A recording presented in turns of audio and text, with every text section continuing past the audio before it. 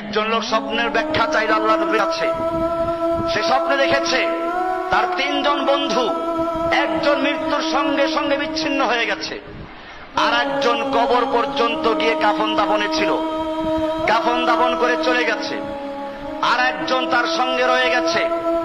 আল্লাহর রাসূলকে জিজ্ঞেস করা হলে তিনি বললেন, প্রথম বন্ধু যে তোমার মৃত্যুর সঙ্গে সঙ্গে বিচ্ছিন্ন হয়ে গেল, সে অন্য কেউ না, এ হচ্ছে তোমার সম্পদ, তোমার মাল, যা কামাই করার জন্য মাথার ঘাম পায়ে ফেলেছ, দিন রাত সবসময় চিন্তা করেছ, যেই মাল কামাই করার জন্য আল্লাহর বিধানের তোয়াক্কা করো নাই, হালাল হারাম বাছাই করো নাই, টেবিলের নিচ দিয়ে নিয়েছো, উপর দিয়ে নিয়েছো, এরকম ভাবে যত রকম উপায় পেয়েছো, কামাই করেছো, মৃত্যুর সঙ্গে সঙ্গে সেই মালের মালিকানা তোমার থেকে বিচ্ছিন্ন হয়ে যায়। দ্বিতীয় বন্ধু যে কবর পর্যন্ত গিয়েছে, এ হলো তোমার সন্তান, আত্মীয় স্বজন, তারা মৃত্যুর সঙ্গে সঙ্গে বিচ্ছিন্ন হয় না, তারা তোমার জানাজা পড়বে, কবর দিবে, কবরে রাখবে, রাখার পরে তারা উঠে চলে আসবে, তোমার সঙ্গে আর কেউ থাকবে না। আর তৃতীয় বন্ধু হচ্ছে তোমার আমল, ভালো হোক আর মন্দ হোক, নেক আমল যদি থাকে তোমার মৃত্যুর পরে তোমার সঙ্গে থাকবে, কবরে যখন তোমাকে প্রশ্ন উত্তর পর্ব শেষ হয়ে যাবে, আমল যদি ভালো হয়, হাদিসে বলা হয়েছে একজন সুদর্শন বালক, একজন সুদর্শন কিশোর তার কবরে আসবে, আলোকিত হয়ে যাবে।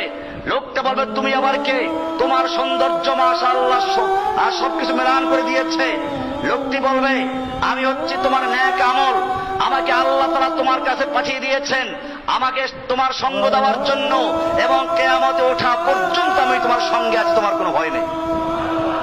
পক্ষান্তরে যদি তোমার আমল বিনষ্ট হয়, খারাপ আমল করে থাকো, হাদিসে পরিষ্কার বলা আছে, দুর্গন্ধ ময়লা যুক্ত একটা বুড়া মানুষের আকৃতিতে একটা লোক আসবে, এমনি বুড়া মানুষ, সাধারণত মানুষ বেশি একটা পছন্দ করে না, এরপরে দুর্গন্ধযুক্ত, শরীরের ভিতরে নানা রকমের পয়জন থাকবে, পচা পোড়া, রক্ত ঝরতে থাকবে, ফুল ঝরতে থাকবে, দুর্গন্ধ ছড়াবে। এরপরে লোকটা দেখে আটকে দেবে, এমনি কবরে একা, আবার এরপরে আবার কত শাস্তি। এরপরে এই লোকটা আরেকটা অতিরিক্ত বিপদ, তুমি কে?